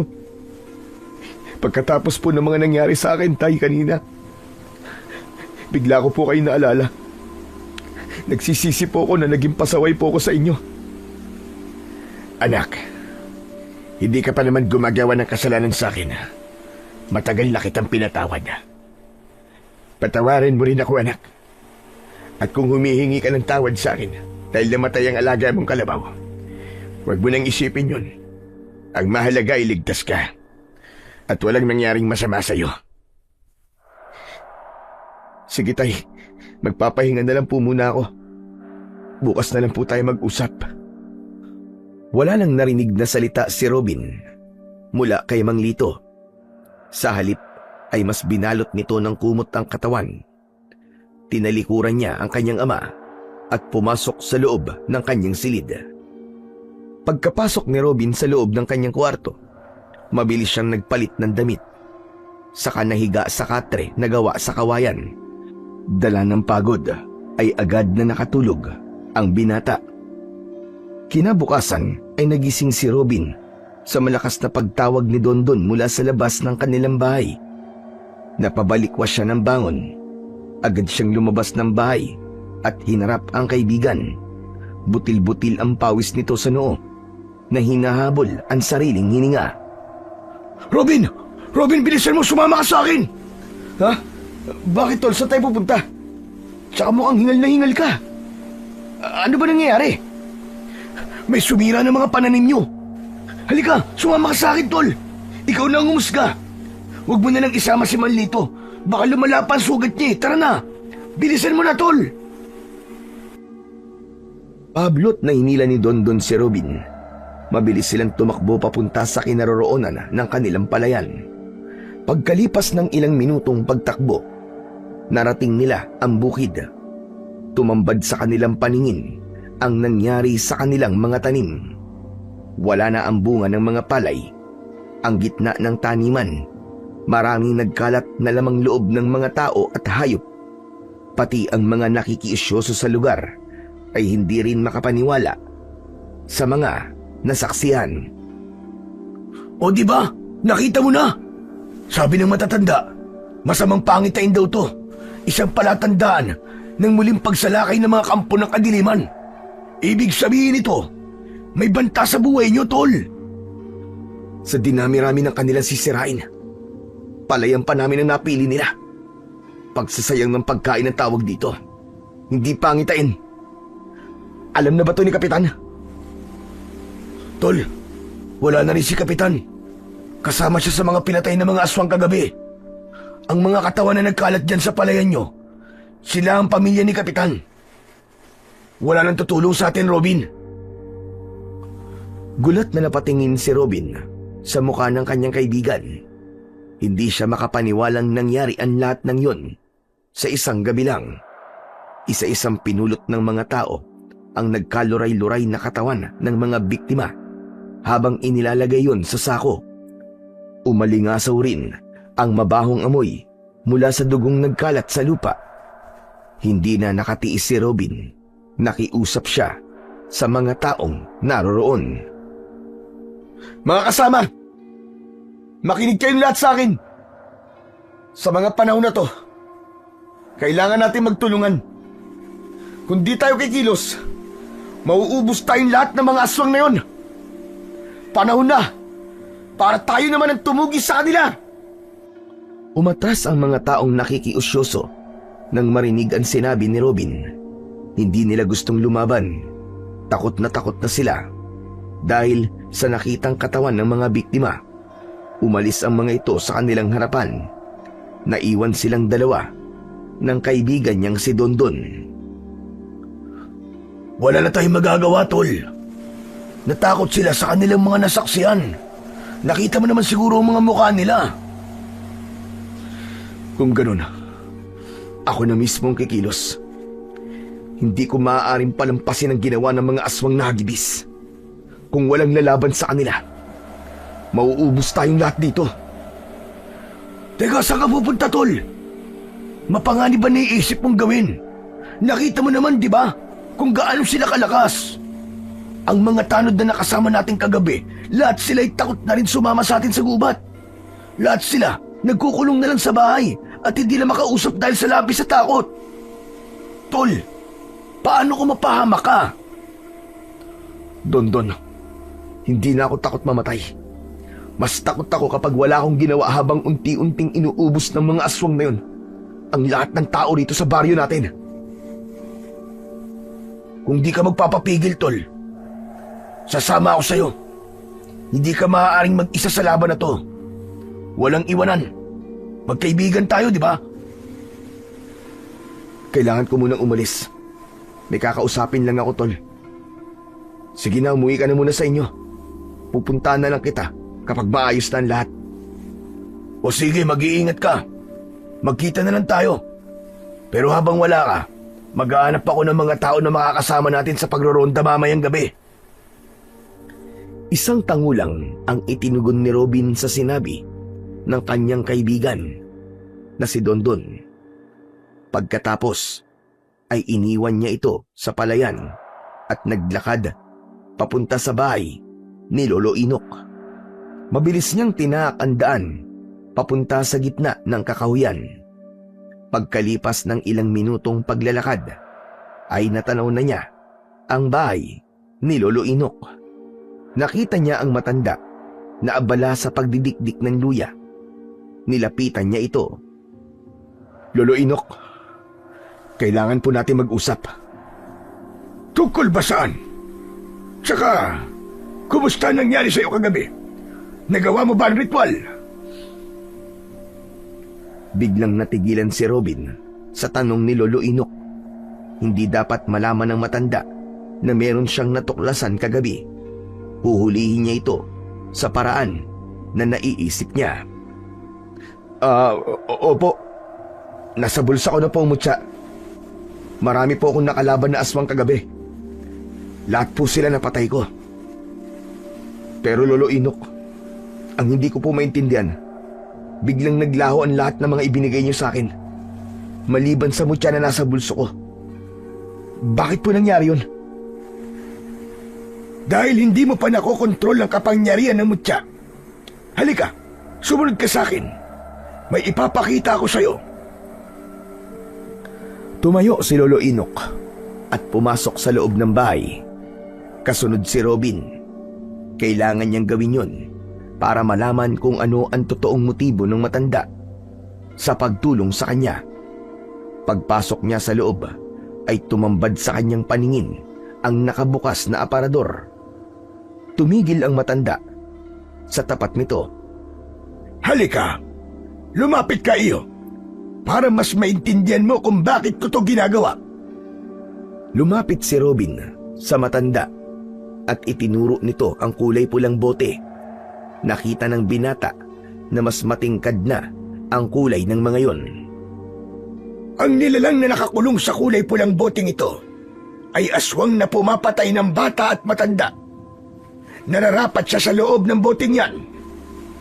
Ang nangyayari sa enerhiyang nakukulong dyan ay unti-unti siyang pinapatay. Kung ano ang ginawa niya sa kanyang kapwa, ay yun din ang mangyayari sa kanya sa loob ng bote. Hindi po ako halos makapaniwala na magkakasya ang kanyang enerhiya sa loob ng boteng yan. Walang imposible sa kapangyarihang taglay ng bote, Robin. Sinasabi ko sa iyo ang lahat ng ito para malaman mo na karapat-dapat silang parusahan at makulong dyan. Pero Lolo Inok, tanong lang po, paano naman po ang mga tao na malupit sa mga hayop? Saan po sila makukulong? Sa kulay asul na bote, nakagaya ng hawak mo, yan sila makukulong. Lahat ng kumakain ng tao o hayop, pati ng nagiging malupit sa hayop, siya ang ikinukulong sa boteng nasa iyo. Magpapakita ang bote sa kamay mo sa oras na kaya mo nang kontrolin ang kapangyarihan mo. Kagaya ng sungay ng kalabaw. Unti-unti nang nagiging malinaw kay Robin ang lahat. Napansin niya na merong iba pang bote na naroroon. Hindi na siya nakapagtanong dahil isinara na ng matanda ang pinto ng aparador. Halika rito. Maupo ka. Lolo Inok, bakit niyo po ba ginagawa to? Bakit parang sobra ang galit niyo sa masasamang nilalang? Dahil itinakwil ako ng sarili kong pamilya. Itinuring nila akong masamang nilalang. Pinagmalupitan nila ako dahil ang buong akala nila ay ako ang aswang na pumapatay sa mga tao. Dala ng labis na sama ng loob ko, isinumpa kong papatayin ko lahat ng mga aswang. Pinag-aralan ko ang paggawa ng sagradong kulungan dahil gusto ko silang gantihan lahat. Naging isa akong manunugis ng mga aswang. Ipinangako ko sa sarili ko na wala akong ititira sa kanilang lahat. Kaya kapag nakumpleto na ang bote sa loob ng aparador, babalik ako at itatapon ko sa kanilang harapan ng mga bote na yan. Patutunayan ko na nagkamali sila sa paghusga sa akin. Ang ibig niyo po bang sabihin, ang bote pong nasa akin, ang kukumpleto sa naipon yung enerhiya ng mga aswang? Tama ka. 2 hagibis ang dapat na makulong dyan, Robin. Kusang papasok ang kanilang enerhiya sa loob ng bote. Sa oras na masugatan mo sila gamit ang sungay ng kalabaw. Mag-iingat ka dahil susubukan nilang guluhin ang isip mo. Kahit na anong mangyari, huwag kang maniniwala sa mga sinasabi nila. Mas lalong nagulo ang isip ni Robin. Dahil sa sinabi na yon ni Lolo Inok, hindi niya alam kung sino ba talaga ang dapat niyang paniwalaan. Sige po, gagawin ko po ang lahat para matulungan kayo. Maraming salamat, Robin. Una pa lang, ay alam ko nang ikaw ang makakatulong sa akin. Sige Lolo Inok, kailangan ko na pong umuwi. Baka hinahanap na po ako ni tatay eh. O siya, sige. Ikaw ang bahala. Mag-iingat ka. Huwag mong kalimutan ang mga paalala ko sa'yo. Pagkatapos magpaalam, ay umalis na si Robin. Pagkaraan ng ilang minutong paglalakad, narating ng binata ang kanilang tirahan. Diretso siya sa silid ni Mang Lito na hindi pa rin bumabangon sa kinahihigaan. Tay, nandito na po ako. Tay, kumusta na po ang pakiramdam niyo? Maayos na ang pakiramdam ko, anak. Kailangan ko lang siguro magpahinga. Akma na sanang tatayo si Robin nang biglang lumitaw ang sandata sa kanyang mga kamay. Napalingon siya sa gawi ni Mang Lito. Bumundol ang kaba sa kanyang dibdib. Tay! Diyos ko! Bakit, Robin? May problema ba, anak? Hindi na hinintay ni Robin na magsalita si Mang Lito. Inalis niya ang kumot na nakataklob sa katawan ng kanyang ama. Tumambad sa kanyang paningin ang katawan nito. Walang sugat at malakas ang pangangatawan. Maaaring maloko niyo ang paningin ng mga tao, pero hindi ang mga mata ng taong may hawak ng mutya na sungay ng kalabaw. Tay, isa kang aswang na hagibis. Tama ba? Isa ka sa mga nilalang na hinahanap ni Lolo Inok. Napaawang ang bibig ni Mang Lito. Bumakas ang takot sa anyo nito. Lumapit ito sa kanya. Paano mong nalaman, anak? Pagmasdan mo, tay. Pagmasdan mo. Hindi po ba't nakikita niyo po ang 2 sungay ng kalabaw na nasa mga kamay ko? Kaya pala, nang gabing pumasok ako sa loob ng kwarto niyo, nagbalot kayo ng kumot para hindi ko makita ang totoong itsura ng katawan niyo. At dahil hindi ko pa nakokontrol ang kapangyarihan ko, hindi ka kagad nakilala ng mutya. Imposible ito. Paano nangyari yun? Paano napunta sa mga kamay mo ang kinatatakutan naming sandata? Ibinigay po sa akin to ni Lolo Inok, tay. Para tugisin at patayin po mga kagaya nyo. Kung kayo ang aswang, ikaw rin po ba ang nanakit sa akin kagabi? Hindi, anak. Dahil ako mismo ang nagligtas sa iyo kagabi. Naguguluhan na po ako, tay. Hindi ko na po alam ang gagawin ko. Litong-lito na ako. Anak, huminahon ka. Hindi kami masamang nilalang. Pinagdaanan na rin namin ang mga nangyari sa iyo. Bago kami naging aswang, naging manunugas din kami na kagaya mo. Kung hindi ako nagkakamali, hawak mo ang bote, tama ba? Opo, tay. Matandang babae rin ba nakausap mo?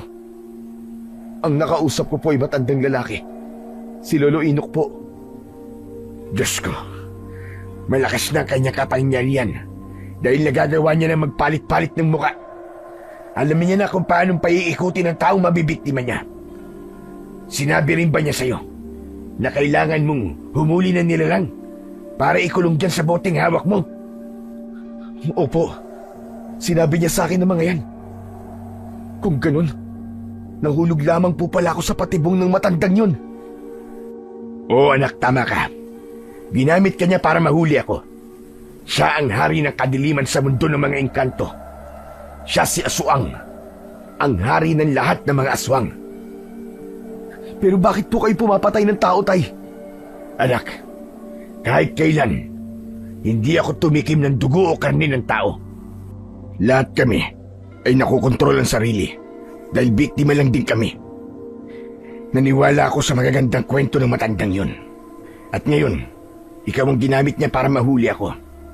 Ang nanay mo, hindi siya totoong namatay sa sakit. Pinatay siya ng hari na kadiliman.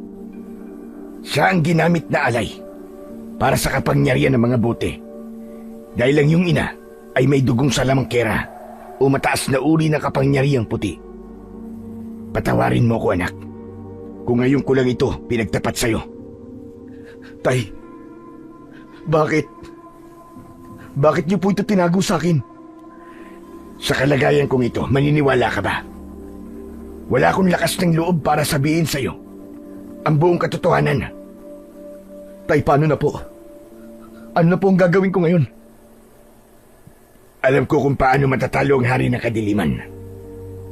Kailangan ng pinagsamang dugo ng dalawang hagibis, dugo ng kalabaw, at ng may tangan sa mutya.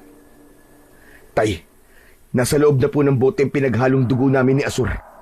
Dugo na lang po ng dalawang hagibis ang kulang. Pero paano ko po gagawin yun? Saan natin hahanapin ang isa pang hagibis? Kailangan natin ng matinding pagpaplano anak. Buhay na natin na nakataya rito. Ang kailangan muna ay palitawin ang bote. Nangyayari yun kapag nagkikiskisa ng dalawang sungay na hawak mo. Sige anak, subukan mo. Sinunod ni Robin ang utos ni Mang Lito. Pinagkiskisa niya ang dalawang sungay ng kalabaw. Mula sa kanyang harapan, lumitaw ang kulay asul na bote. Nakalutang yun sa hangin. Napatingin siya sa gawi ng kanyang ama na si Mang Lito. Pero tay, sa oras na kunang kita ng dugo gamit ang sungay, baka naman pumamatay ka. Hindi ako mamamatay anak, maniwala ka. Dahil susundin mo ang iuutos ko sa'yo. Una, hawakan mo ang kamay ko. Susugatan mo ko sa braso gamit ang sungay ng kalabaw. Kapag nagawa mo yun, wag na wag mo kong bibitiwan kahit anong mangyari hanggat hindi naghihilom ang sugat ko. Pero tay, sigurado po ba kayo? Kailangan subukan para makaligtas tayo anak. Pero kung mangyari man yun, gawin mo ang lahat para mapatay ang matandang yun. Ipangako mo sa akin. Nanginginig ang kamay na hinawakan ni Robin ang nakalutang na bote. Binuksan niya ang takip at humarap sa kanyang ama. Ipinatong niya ang bote sa lamesa habang hawak niya ang braso ni Mang Lito. Bakas sa muka ng kanyang ama na napapaso ito sa kamay niya, kaya binilisan niya ang paghiwa sa braso nito. Pumatak ang dugo sa bibig ng bote. Hindi niya rin binitiwan ang kamay nito hanggat hindi naghihilom ang sugat ng kanyang ama. May kakayahan po pala kayo magpagaling ng sugat niyo, tay. Pati si Asur. Hindi po pala siya pangkaraniwang kalabaw. Kaya pala inatake ka niya dahil alam niya na ikaw ang matagal na nilang hinahanap. Ngayon na lamang po naging malinaw sa akin ang lahat, tay. Kung bakit pinatay ng aswang na si Agibis, si Asur.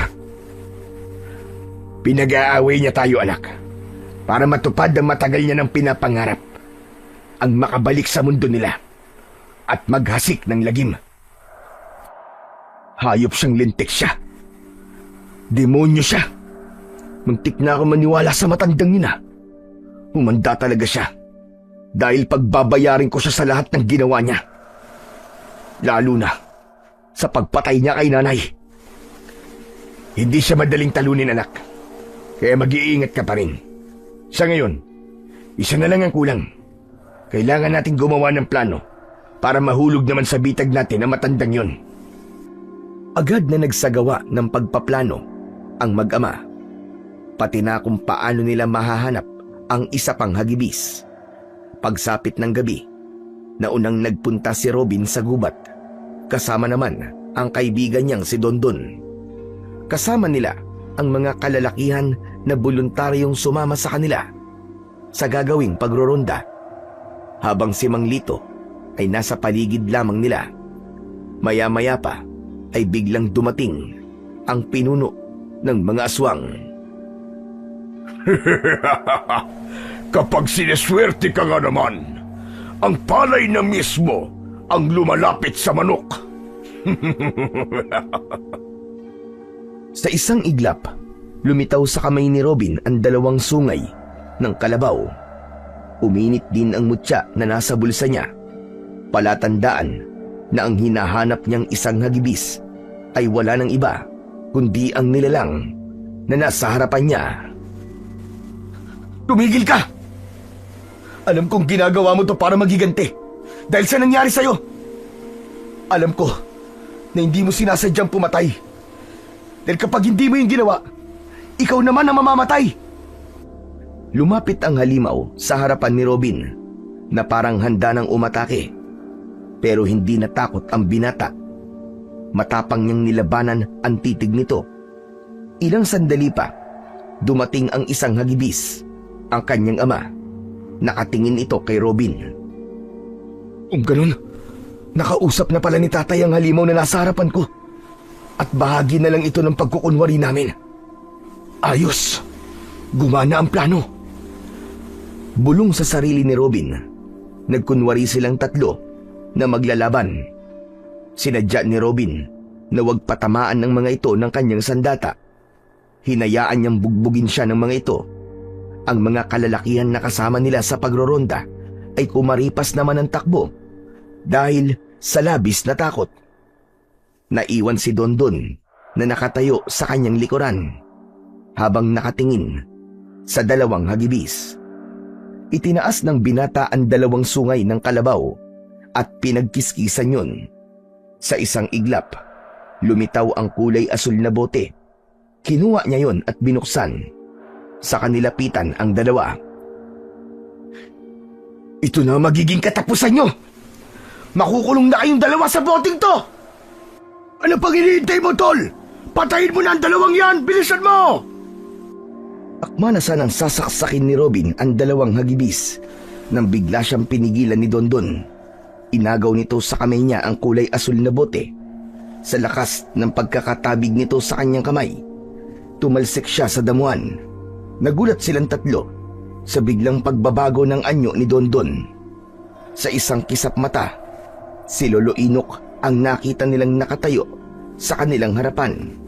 Nakangisi habang may dalawang sungay sa ulo, kahawig ng sungay ng kalabaw. Sa wakas, nahuli ko rin kayo! Akala ba ninyo ay di ko malalaman na gawa-gawa lamang ninyo ang paglalaban ninyo? Pambihira! Alam na ninyo kung paano ako tatalunin! Lumiwanag ang mga mata ni Lolo Inok at lumapit ito sa nakahigang si Robin.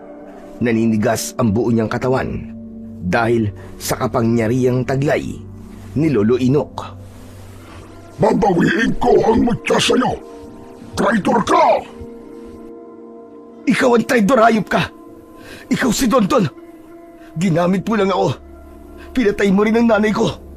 Magbabayad ka sa lahat ng ginawa mo sa pamilya ko! Siya pala ang pumatay kay Nancy. Ako mismo ang papatay sa kanya. Sinamantala ni Robin ang pagkakataon. Nilabanan niya ang malakas na mahika ni Lolo Inok. Iniangat ng binata ang kanyang kamao para suntukin ito sa muka. Tumilapon ito sa damuhan at agad na nilapitan ng dalawang hagibis. Pinagtulungan ng mga ito na bugbugin ang matanda. Binawi ni Mang Lito ang kulay asul na bote kay Lolo Inok, pero biglang sinakal nito ang dalawang aswang. Umangat ang mga paa nito sa lupa habang nagpupumiglas. Kung hindi mo kayang gawin, Ako ang magkukulong sa kanila sa bote! Ibaba mo ang tatay ko, demonyo ka! Ako ang harapin mo! Ngunit hindi pinakinggan ng aswang na si Lolo Inok si Robin. Sa halip, malakas nitong ibinilibag ang dalawa sa lupa. Namilipit ang mga ito nang dahil sa labis na sakit. Pero si Mang Lito, ibinato nito sa kanya ang bote at nasambot niya yon. Anak! Gawin mo na! Mag-iingat ka! Ginawa ni Robin kung ano ang plano nila. Mabilis siyang nagpasirko-sirko papunta sa kinaroroonan ng isa pang hagibis na si Mang Peter. Mabilis niyang hiniwa ang braso nito habang hawak niya ang kamay nito. Pumatak ang dugo nito sa bote. Nagbago ang kulay ng liwanag habang ang mutya ng sungay ng kalabaw sa kanyang bulsa ay nagsimulang kumawala sa loob. Si Lolo Inok naman na nagbalak na pigilan si Robin ay agad na sinunggaban ni Mang Lito. Nagpambuno ang dalawang aswang at nasugatan ang kanyang ama. Sakto ng paghilom ng sugat ni Mang Peter, bumitaw si Robin at hinarap niya si Lolo Inok. Sige, patayin mo siya, Robin! Palayain mo mga katulad ko naging biktima niya! Patayin mo ang demonyo na yan! Sa isang iglap, nawala ang pagiging aswang ng dalawang hagibis dahil nakulong na ang dugo ng mga ito sa bote na hawak-hawak ni Robin. Hindi! Hindi maaari ito! Hindi kayo magtatagumpay sa mga binabalak nyo! Hindi nyo ko mapipigilan! Anong hindi? Huli na! Nagawa na namin tatlo na pagkaisaan ka. Kaya ikaw ang makukulong sa bote na to at ibabalik ka namin sa mundo nyo! Diablong buang ka! Ang dami mong pinahirapan na inosenteng buhay! Mamatay ka na! Ubod lakas na sinaksak ni Robin ang dibdib ni Lolo Inok direkta sa puso nito at inilagay ang dugo sa bote. Kasunod ng pagdukot niya sa kanyang bulsa ng mutya ng sungay ng kalabaw, ibinaon niya mismo sa sugat ng matanda ang mutya ng sungay ng kalabaw. Paulit-ulit niyang binayo ang dibdib nito hanggang sa lumubog ang mutya sa loob mismo ng sugat nito. Sumuka ng malapot na itim na dugo ang matandang ermitanyo at nagkikikisay ang katawan. Lumayo si Robin. Pinanood niya kung paanong natunaw ang katawan ng matanda hanggang sa may lumabas na kulay itim na usok at pumasok sa nakabukas na bote. Kusang nagsara ang takip nun at naglaho sa kanilang paningin kasama ng dalawang sungay ng kalabaw. Nangihinang napaluhod naman sa lupa ang binatang si Robin. Agad namang lumapit sa kanya si Mang Peter at ang ama niya na si Mang Lito. Anak, ang galing mo! Nagawa mo, anak! Natalo mo ang hayop na yun! Pinagmamalaki kita! Salamat, Robin. Iniligtas mo kami. Ang galing mo. Natapos mo ang kasamaan niya. Ligtas na ang baryo natin. Wala na ang kadiliman. Payapa na ulit ang lahat. Ano na po ang mangyayari sa aparador po ni Lolo Inok? Muling magbubukas ang aparador. Makakalaya ang lahat ng mga nakakulong sa bote. Matatahimik na ang kanilang kaluluwa. Matitira lang ang bote na naglalaman ng dugo nating apat. Ibabalik yun sa kanilang mundo. Ang aparador na nakikita mo ay isang lagusan papunta sa mundo ng mga engkanto. Kung kasama po ang dugo natin sa pagpasok po sa lagusan nila, ano na po ang mangyayari sa atin, Tay? Sabihin niyo nga po. Magkakaroon tayo, anak, ng kakayahang tumagal sa sikat ng araw. Bilang magsasaka, magagawa natin magtrabaho nang hindi napapagod. Kahit maghapon pa. Dahil ang dugo ngayon na dumadaloy sa ating mga ugat ay nabigyan ng kakayahang pang-immortal. Ako naman, hindi na ako aswang. Magagawa ko na rin magtanim ng palay nang hindi napapaso sa sikat ng araw. Maraming salamat talaga. Akala ko'y hindi na mangyayari ang pagkakataong ito. Salamat sa iyo, Robin. Pero, Mang Peter, paano po mga napatay nyo? Ang mga alagad nyo po, ano na po mangyayari sa kanila? Mawawala na rin ang pagiging aswang nila, Robin. At ito tatandaan mo, Robin. Tulad ng ama mo, kahit kailan, ay hindi ako pumatay ng tao para gawing pagkain. Ang lahat ng mga nakita mo ay ilusyon na likha lamang ni Lolo Inok. May kakayahan siyang magpapalit-palit ng anyo. Kahit na anong muka ay kaya niya talagang gayahin. Kaya hindi siya nakikilala ng mutya ng sungay ng kalabaw na hawak mo. Dahil sa kanya yun ang galing. Hindi ka ba nagtataka? Sa dinami-rami ng ibibigay niya sa'yo, ang sungay pa ng kalabaw ang napili niya. Ano ba ang kahulugan ng sungay sa mundo natin? Sige nga, baka nalalaman mo. Teka, kung di ako nagkakamali, sungay, hari ng dilim. Hari ng dilim o kampo ng kadiliman. Tama ka. Matalino ka talaga. Sa una pa lang ay nagpayag na siya ng kasamaan dahil ang sungay ang sumisimbolo sa kanyang pagkatao at pinanggalingan. Kaya pala, nagduda na ako kay Dondon noon. Dahil magmula nang makilala mo siya, nagbago na talaga ang pag-uugali mo. Madalas kang uminom ng alak. Palagi kang tamad kumilos. Pambihira. Matagal niya na pala kaming natuntun at nagpapanggap sa harap namin para magawa ang lahat ng binabalak niya. Pagkatapos nilang mag-usap, ay magkasama silang umalis sa lugar na yon.